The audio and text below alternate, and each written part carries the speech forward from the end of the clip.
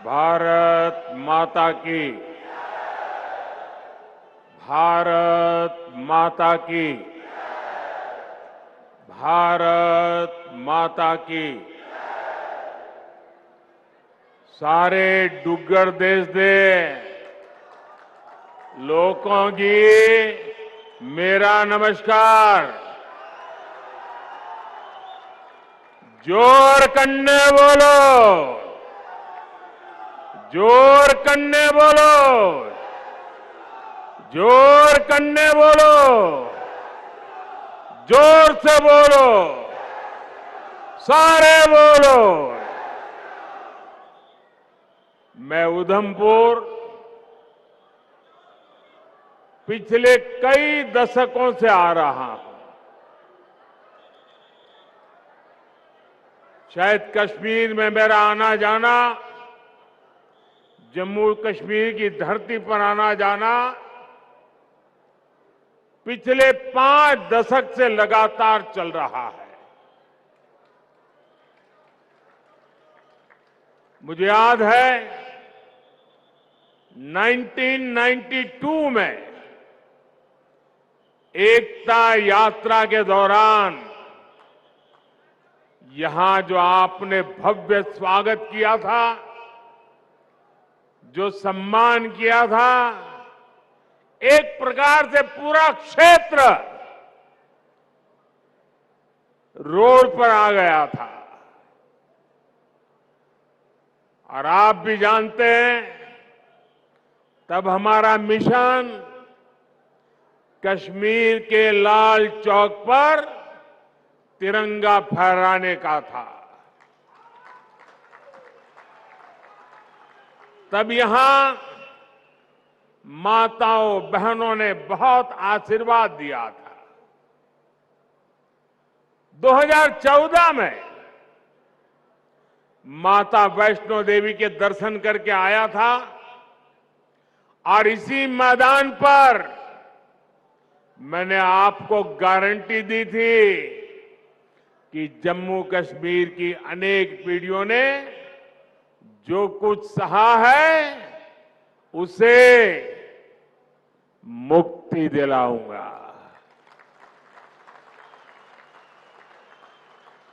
आज आपके आशीर्वाद से मोदी ने वो गारंटी पूरी कर दी है।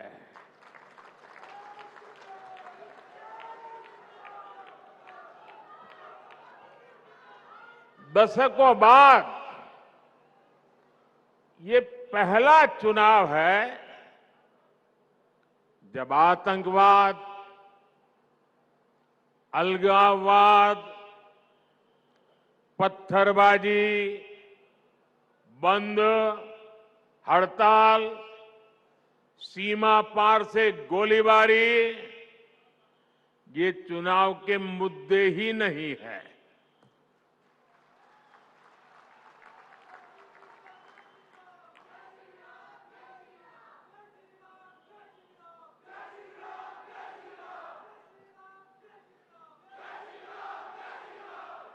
तब माता वैष्णो देवी यात्रा हो या अमरनाथ यात्रा, ये सुरक्षित तरीके से कैसे हो, इसको लेकर ही चिंताएं होती थी। अगर एक दिन शांति से गया तो अखबार में बड़ी खबर बन जाती थी। आज स्थिति एकदम बदल गई है।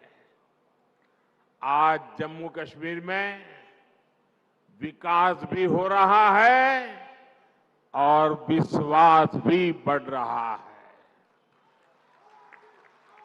इसलिए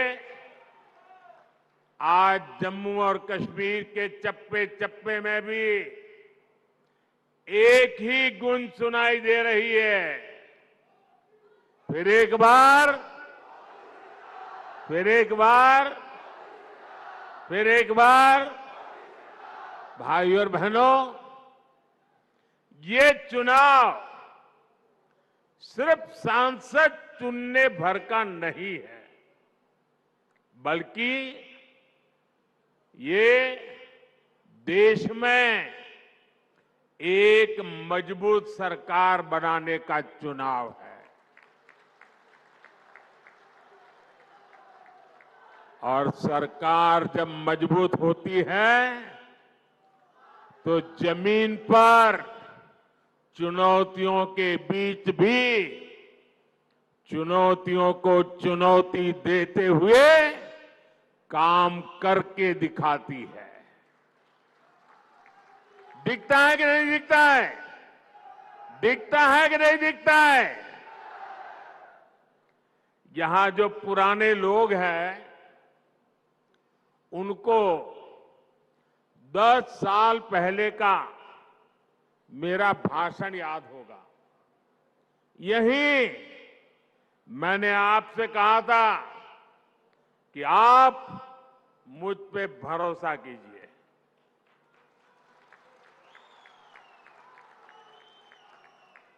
याद है ना? मैंने कहा था आप मुझ पे भरोसा कीजिए, मैं 60 वर्षों की समस्याओं का समाधान करके दिखाऊंगा।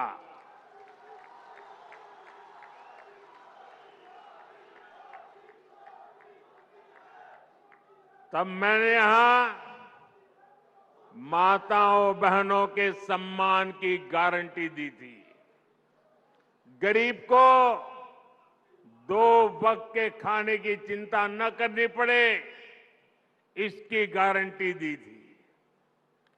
आज जम्मू कश्मीर के लाखों परिवारों के पास अगले 5 साल तक मुफ्त राशन की गारंटी है। आज जम्मू कश्मीर के लाखों परिवारों के पास 5 लाख रुपए के मुफ्त इलाज की गारंटी है। 10 वर्ष पहले तक जम्मू कश्मीर के कितने ही गांव थे जहां बिजली, पानी और सड़क तक नहीं थे। आज गांव-गांव तक बिजली पहुंच चुकी है। आज जम्मू कश्मीर के 75% से ज्यादा घरों को पाइप से पानी की सुविधा मिल रही है। इतना ही नहीं, ये डिजिटल का जमाना है।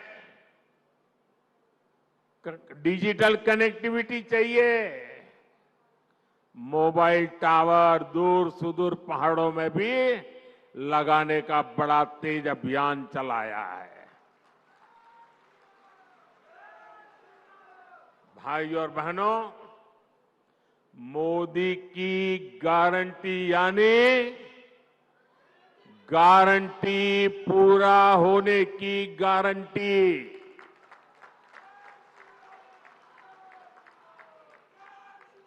आप याद कीजिए, कांग्रेस की कमजोर सरकारों ने शाहपुर कंडी डैम को कैसे दशकों तक लटकाए रखा।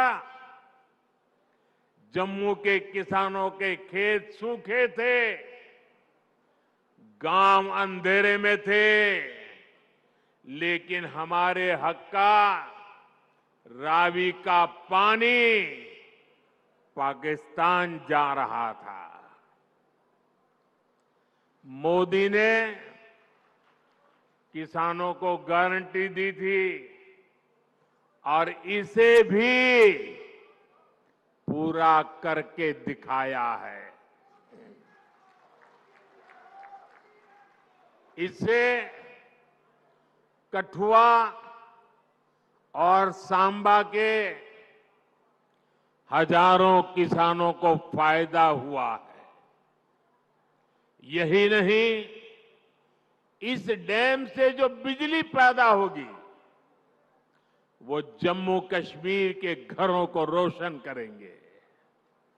भाइयों और बहनों, मोदी विकसित भारत के लिए विकसित जम्मू कश्मीर के निर्माण की गारंटी दे रहा है।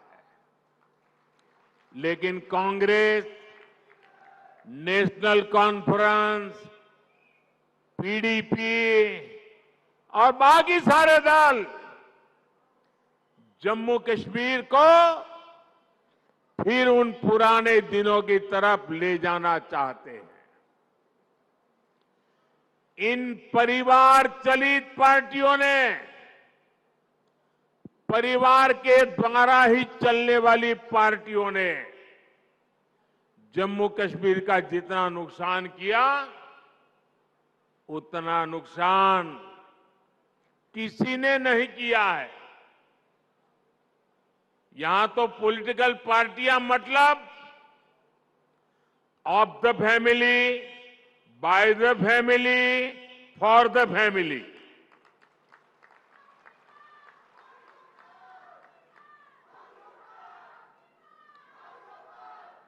सत्ता के लिए इन्होंने जम्मू कश्मीर में 370 की ऐसी दीवार बना दी थी कि जम्मू कश्मीर के लोग बाहर नहीं झोंक सकते थे और बाहर वाला जम्मू कश्मीर की तरफ नहीं झोंक सकता था। और ऐसा भ्रम बना के रखा था कि बस उनकी जिंदगी ये 370 है तभी बचेगी। ऐसा झूठ चलाया, ऐसा झूठ चलाया। आपके आशीर्वाद से मोदी ने 370 की दीवार गिरा दी। दीवार गिरा दी, इतना नहीं, उस मलबे को भी जमीन में गाड़ दिया है मैंने। मैं चुनौती देता हूं, हिंदुस्तान की कोई पॉलिटिकल पार्टी हिम्मत करके आ जाए, विशेष करके मैं कांग्रेस को चुनौती देता हूं, वो घोषणा करे वो 370 को वापस लाएंगे, ये देश उनका मुंह तक देखने को तैयार नहीं होगा।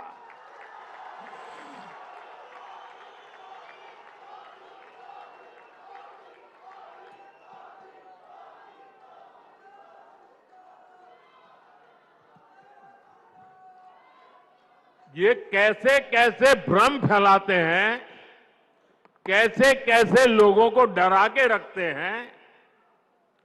ये कहते थे 370 हटी तो आग लग जाएगी, जम्मू कश्मीर हमें छोड़ के चला जाएगा। लेकिन जम्मू कश्मीर के नौजवानों ने इनको आईना दिखा दिया। अब देखिए, जब यहां उनकी नहीं चली, जम्मू कश्मीर के लोग उनकी असलियत को जान गए। अब जम्मू कश्मीर में उनके झूठे वादे, भ्रम की मायाजाल नहीं चल पा रही है, तो ये लोग अब जम्मू कश्मीर के बाहर देश के लोगों के बीच भ्रम फैलाने का खेल खेल रहे हैं। ये कहते हैं कि 370 के हटने से देश को कोई लाभ नहीं हुआ। जिस राज्य में जाते हैं वहां भी बोलते हैं तुम्हारे राज्य को क्या लाभ हुआ, तुम्हारे राज्य को क्या लाभ हुआ।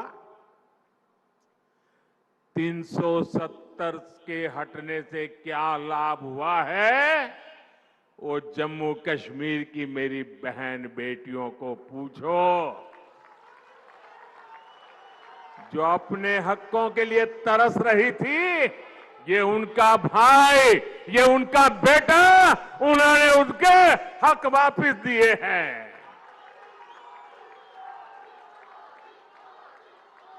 जरा कांग्रेस के लोगों, जरा देश भर के दलित नेताओं से मैं कहना चाहता हूं, यहां के हमारे दलित भाई बहन, हमारे वाल्मीकि भाई बहन देश आजाद हुए तब से परेशानी झेल रहे थे।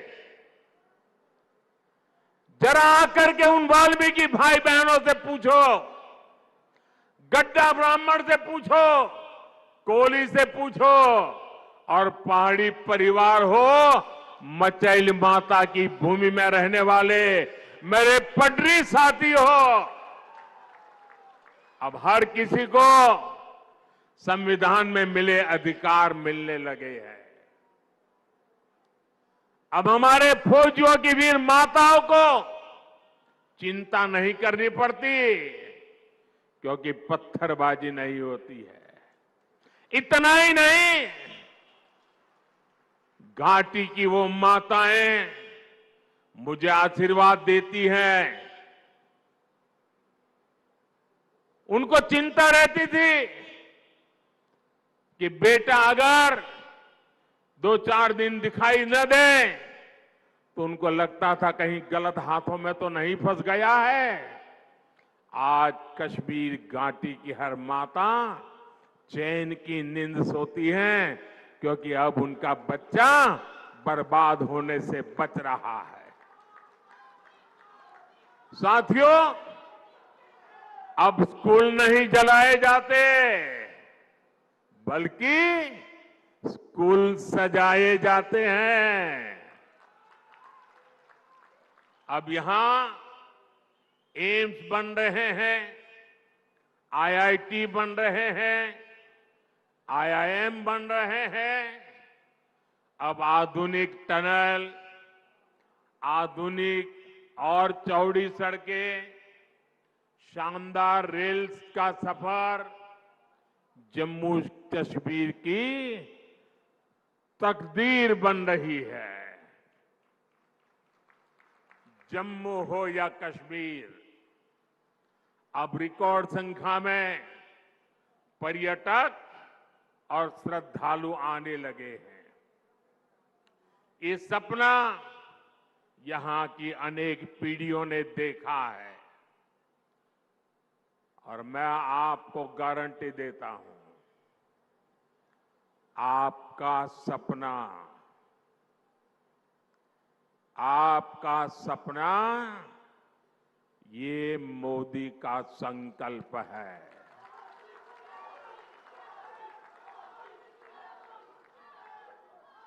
आपके सपनों को पूरा करने के लिए हर पल आपके नाम, आपके सपनों को पूरा करने के लिए हर पल देश के नाम, विकसित भारत का सपना पूरा करने के लिए 24/7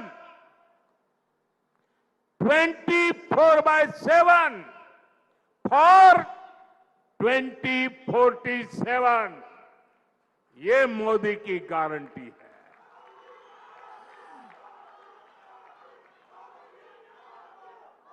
दस सालों में हमने आतंकवादियों और भ्रष्टाचारियों पर घेरा बहुत ही कसा है। अब आने वाले 5 सालों में इस क्षेत्र को विकास की नई ऊंचाई पर ले जाना है। साथियों, 10 साल के अंदर अंदर जम्मू कश्मीर पूरी तरह से बदल चुका है। सड़क, बिजली, पानी, यात्रा, प्रवास वो तो है, सबसे बड़ी बात है जम्मू कश्मीर का मन बदला है। निराशा में से आशा की ओर बढ़े हैं। जीवन पूरी तरह विश्वास से भरा हुआ है। इतना विकास यहां हुआ है, चारों तरफ विकास हो रहा है। लोग कहेंगे मोदी जी, अरे इतना कर लिया, आप चिंता मत कीजिए, हम आपके साथ हैं।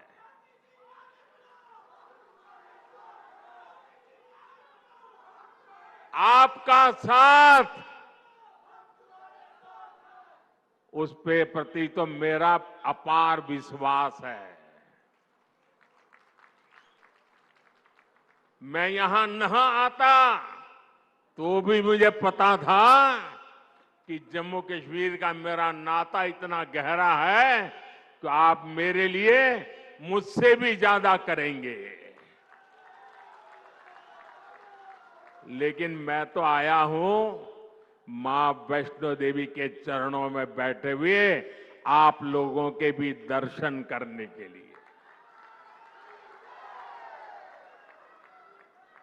मां वैष्णो देवी की छत्र छाया में जीने वाले भी मेरे लिए दर्शन के योग्य होते हैं। और जब आप लोग कहते हैं इतना कर लिया, इतना हो गया, इतना हो गया,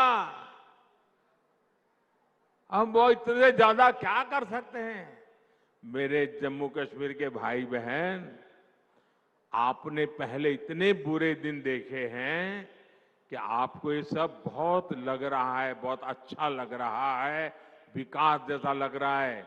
लेकिन जो मोदी है ना, वो तो बहुत बड़ा सोचता है। ये मोदी दूर का सोचता है। और इसलिए अब तक जो हुआ है वो तो ट्रेलर है, ट्रेलर। मुझे तो नए जम्मू कश्मीर की नई और शानदार तस्वीर बनाने के लिए जुट जाना है। वो समय दूर नहीं जब जम्मू कश्मीर में भी विधानसभा के चुनाव होंगे। जम्मू कश्मीर को वापस राज्य का दर्जा मिलेगा। आप अपने विधायक, अपने मंत्रियों से अपने सपने साझा कर सकेंगे। हर वर्ग की समस्याओं का तेजी से समाधान होगा। यहां जो सड़कों और रेल का काम चल रहा है वो तेजी से पूरा होगा। देश विदेश से बड़ी बड़ी कंपनियां, बड़ी बड़ी फैक्ट्रियां और ज्यादा संख्या में आएगी। जम्मू कश्मीर टूरिज्म के साथ ही स्पोर्ट्स और स्टार्टअप के लिए जाना जाएगा। इस संकल्प को लेकर मुझे जम्मू कश्मीर को आगे बढ़ाना है। भाइयों और बहनों, ये परिवार चलित, परिवारवादी, परिवार के लिए जीने मरने वाली पार्टियों विकास की भी विरोधी है और विरासत की भी विरोधी है। आपने देखा होगा कि कांग्रेस राम मंदिर से कितनी नफरत करती है।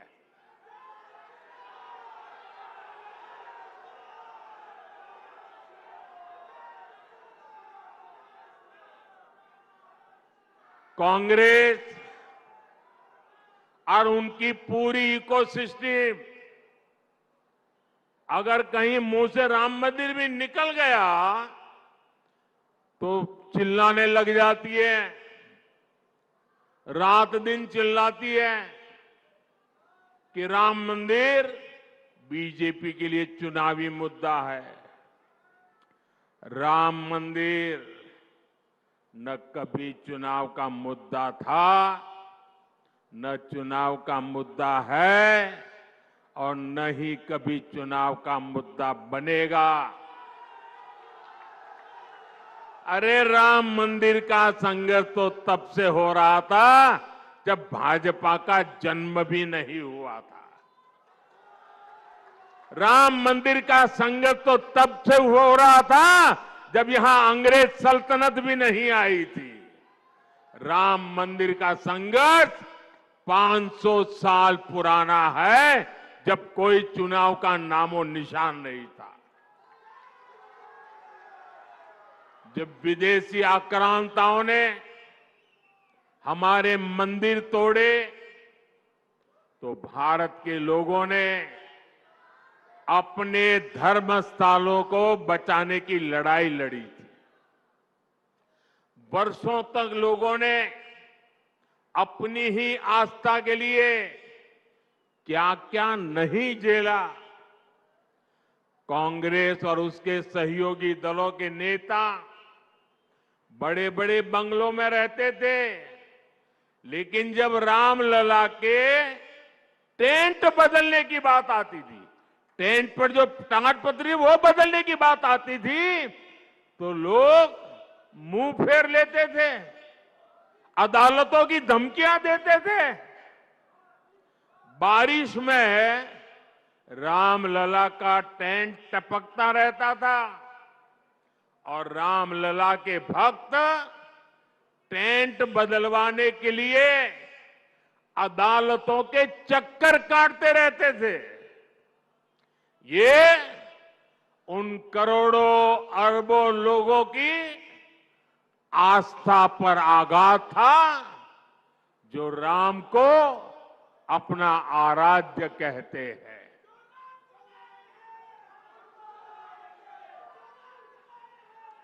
और हमने इन्हीं लोगों से कहा कि एक दिन आएगा जब रामलला भव्य मंदिर में विराजेंगे।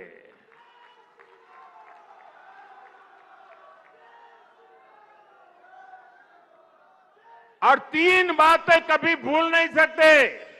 एक, 500 साल के अविरत संघर्ष के बाद यह हुआ है। आप सहमत हैं? 500 साल के अविरत संघर्ष के बाद हुआ है। आप सहमत हैं? दूसरा, पूरी न्यायिक प्रक्रिया की कसौटी से कस करके, न्याय के तराजू से तोल करके अदालत के निर्णय से ये काम हुआ है। सहमत है? तीसरा, ये भव्य राम मंदिर सरकारी खजाने से नहीं, देश के कोटि कोटि नागरिकों ने पाई पाई दान देकर बनाया है। सहमत है? जब उस मंदिर की प्राण प्रतिष्ठा हुई, जब उस मंदिर की प्राण प्रतिष्ठा हुई, तो पिछले 70 साल में कांग्रेस ने जो भी पाप किए थे, जो भी रुकावटें डाली थी, उनके साथियों ने जो भी रुकावटें डाली थी, सबको माफ करके राम मंदिर के जो ट्रस्टी हैं, वो खुद कांग्रेस वालों के घर गए, इंडी गठबंधन वालों के घर गए, उनके पुराने पापों को माफ कर दिया और उन्होंने कहा राम आपके भी हैं, आप प्राण प्रतिष्ठा में जरूर पधारिए। सम्मान के साथ बुलाया, लेकिन उन्होंने इस निमंत्रण को भी ठुकरा दिया।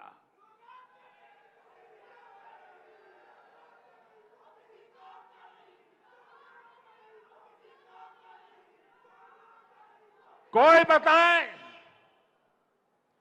वो कौन सा चुनावी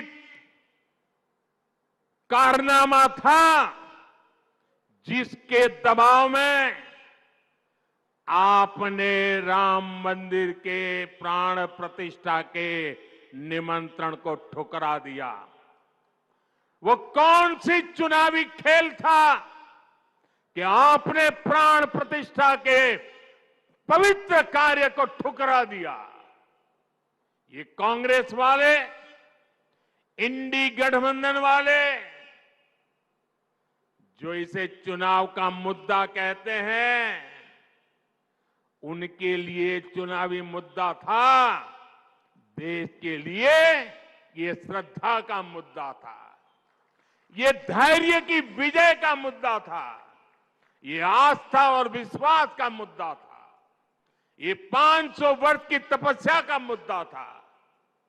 मैं कांग्रेस से पूछना चाहता हूं, आपने अपनी सरकार के समय दिन रात जब इसका विरोध किया तब ये किस चुनाव का मुद्दे के तहत आप कर रहे थे। लेकिन आप राम भक्तों की आस्था देखिए, मंदिर बना तो ये लोग इंडी गठबंधन वालों के घर प्राण प्रतिष्ठा का आमंत्रण देने के लिए खुद गए। जिस क्षण के लिए करोड़ों करोड़ों देशवासी ने इंतजार कर रहे थे, आप बुलाने पर उसकी तरफ देखने नहीं गए। पूरी दुनिया के राम भक्तों ने आपके इस अहंकार को देखा है, आपकी चुनावी मंशा को देखा है। ये चुनावी मंशा थी कि आपने प्राण प्रतिष्ठा का निमंत्रण ठुकरा दिया। आपके लिए चुनाव का खेल है। एक किस तरह की तुष्टीकरण की राजनीति थी। भगवान राम को काल्पनिक कहकर कांग्रेस किस वोट बैंक को खुश करना चाहती थी। साथियों, कांग्रेस और इंडी गठबंधन के लोगों को देश के ज्यादातर लोगों की भावनाओं की कोई परवाह नहीं है।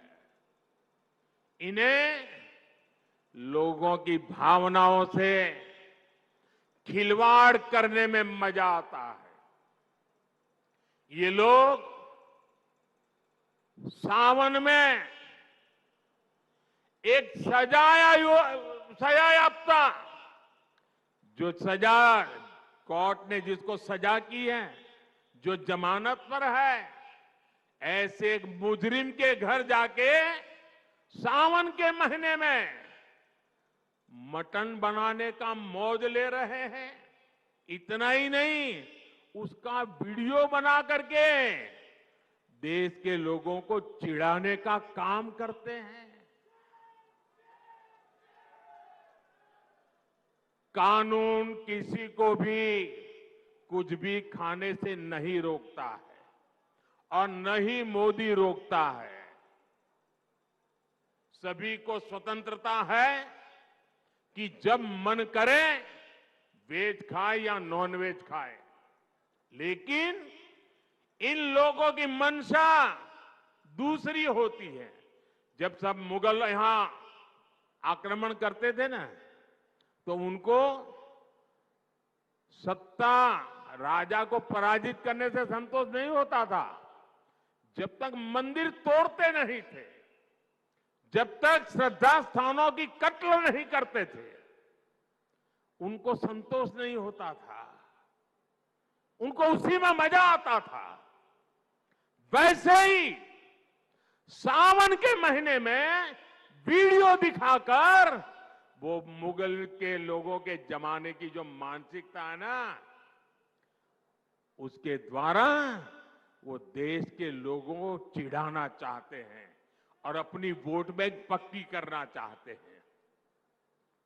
ये वोट बैंक के लिए ये चिढ़ाना चाहते हैं। आप किसे चिढ़ाना चाहते हैं?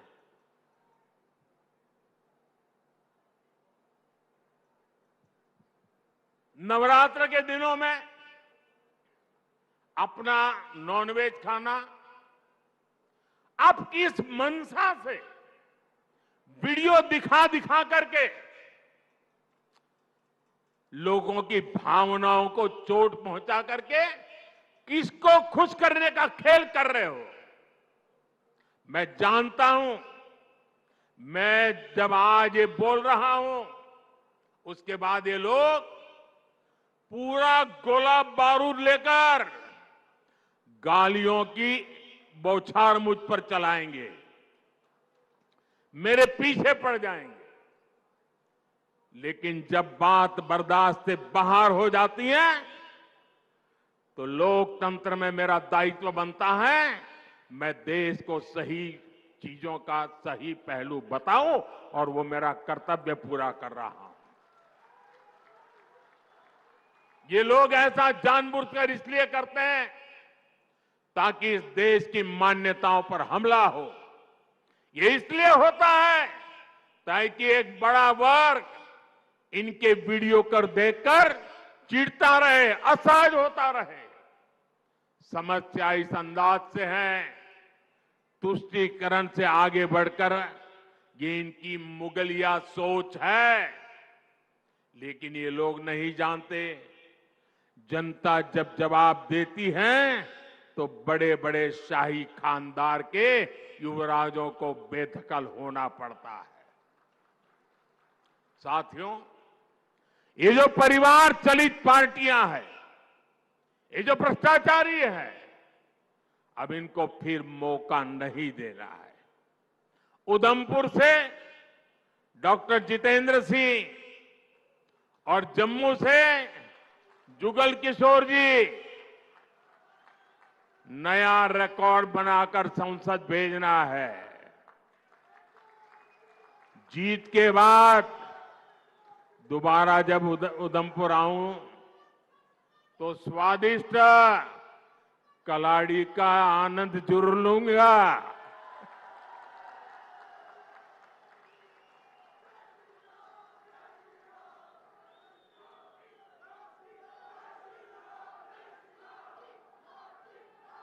मेरा एक काम करोगे, मेरा एक काम करोगे, माता वैष्णो देवी को, वहां मैं जा नहीं पा रहा हूं यहां इतना निकट आकर के, तो माता वैष्णो देवी की क्षमा मांगिए और मेरी तरफ से मत्था टेकिए। टेकोगे? दूसरा एक काम करोगे, एक और काम करोगे, मेरा एक काम और करोगे, जरा उधर से आवाज आए, काम करोगे, इधर से आवाज आए करोगे, पीछे से आवाज आए करोगे, पक्का करोगे? देखिए, आप घर घर जाना है और घर घर जाके कहना, मोदी जी उधमपुर आए थे, मोदी जी ने आपको प्रणाम कहा है, राम राम कहा है, जय माता दी कहा है।